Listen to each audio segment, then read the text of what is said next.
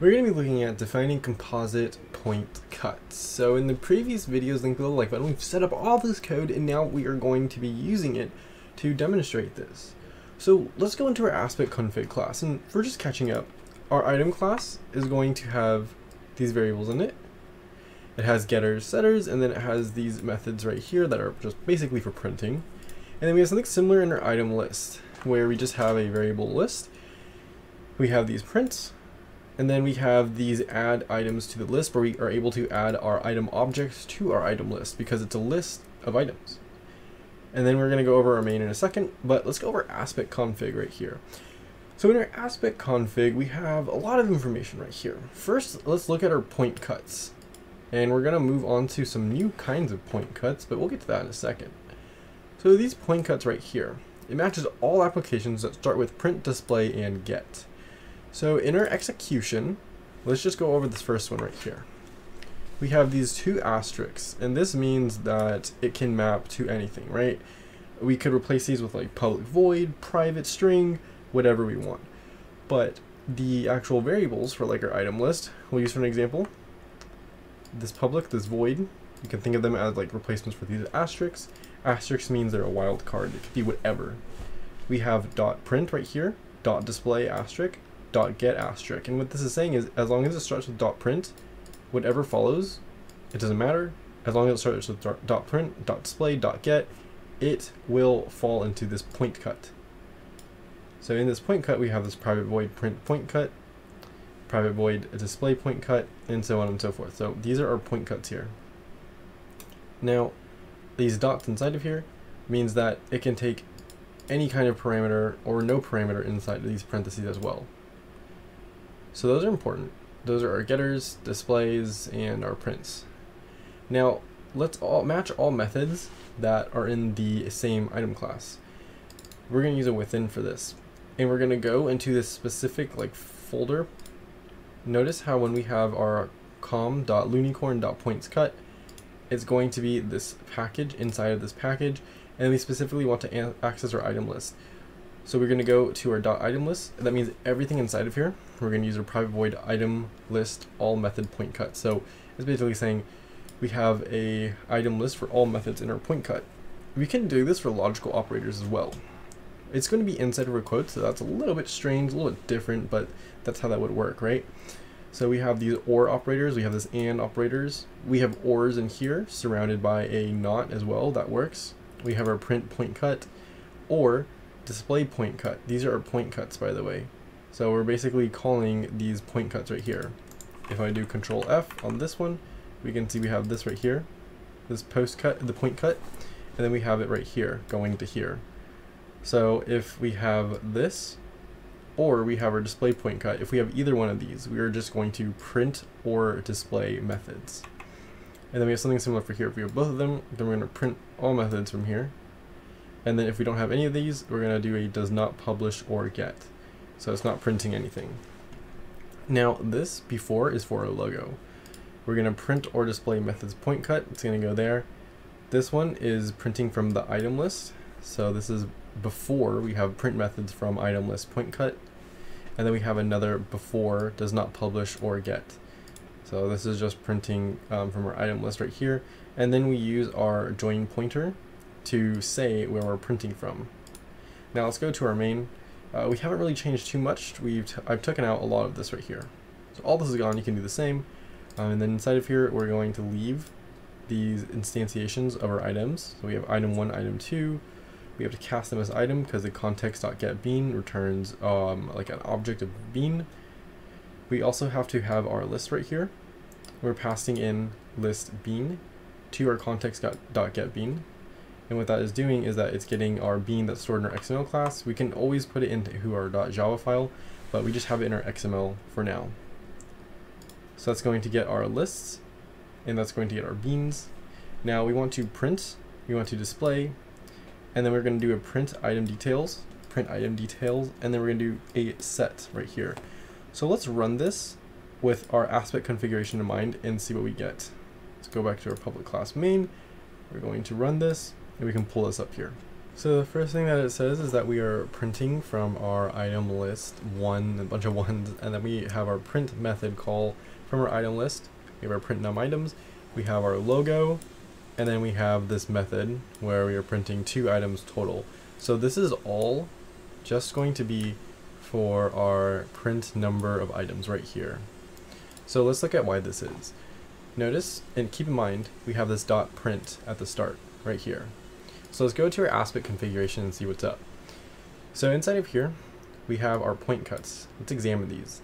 It starts with a dot print, so it's going to be this right here. We're going to have a private void print point cut right here. But this is happening after whatever we have that's assigned to go before our print point cut. So let's copy this, Control F, and see what we get. We have 3 things that come up. The first is this one right here. We have this one, and then we have well, actually that's it. So from here, what we're going to want to do is look into this. Well, we have our print point cut right here, or a display point cut. So that means that we are going to have this execute no matter what, since this is an or. So it's going to go into here like this. So let's find where this is. Print or display method point cuts. We can see that this is happening before this happens. So we can see that our logo is going to happen right here. But just because of how ordering works, it's not the first thing that gets printed out. First thing that gets printed out is this. And where does this come from? This comes from print method from item list point cut. It comes from here. So if we Control F, there's only one other place that this is, and it is right here. Notice how we have this print point cut and our item list all methods point cut right here. So that means that this is also going to have this right here that's valid, this at point cut, this within right here. And this makes sense, right? Because we're within our package. In our package, that's our item list. Because remember, when we have print number of items like this is something that's in our item list. So this is going to be the case as well. That's why we have this and so that's why we're going to print this out. Just because of how the ordering works in our Java Spring, that's going to print out first. Then we're going to have a similar situation for our method 2. We'll actually look at this first right here. The reason why this prints is because after these aspects are done, we're going to actually print what's inside of our print number of items. Now let's move on to display item list. So display item list, it starts with dot display. So we're going to be in our item right here. Actually not item, wrong one, our aspect config. So in our dot display, we can see that we're going to display our point cut like this. So if we go down to our logical operators, it's going to be in this or right here. However, it's not going to be in either of these. So we're not going to be looking at these. We're looking at this first one because it's print or display method point cut. So we're going to go down to our logo, and that's why we print our logo right here, and just our logo. And then we are going to show the display table because this is from, I think, our item list. Let's see, we have our dot display item list. So dot display item list. So we're going to be inside of here, and we are going to print all of this for each of our items. Now inside of our aspect, the reason why this did not get printed out, because this did qualify right here, right? It's within our class, is because look, it says a print and point cut, right? This print, not a display. So we have this print point cut and display point cut. If display was also in here, like another and, we would have something like this printed out as well. So that's how our display would work. Next we have a print line, and we are going to separate this with like equal signs right here. Then we're going to have that we're displaying one items at a time. So we have our item 1 and item 2. Now this starts with a dot print. So, and then it's in the item class right here because it's item details, I believe. We do Control F, we can do item, we can see it's in item details. So that's how this would work. So keep that in mind when we look at our aspect right here. So inside of our aspect, we are doing a dot print. So we know that we are going to obviously have to print our logo, print point cut.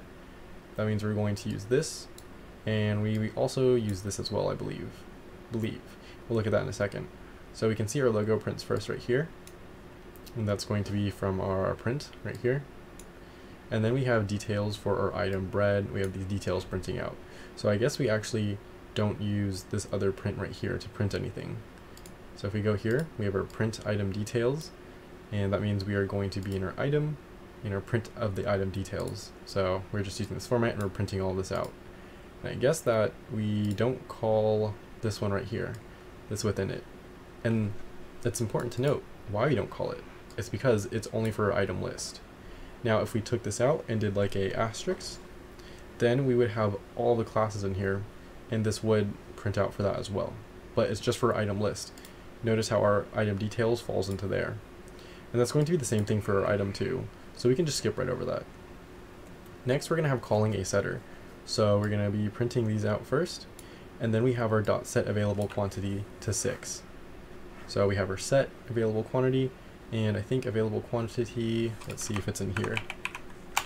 So we'll just do Control S, and we can see that we have an item.get available quantity, so that means it's going to be in our item class.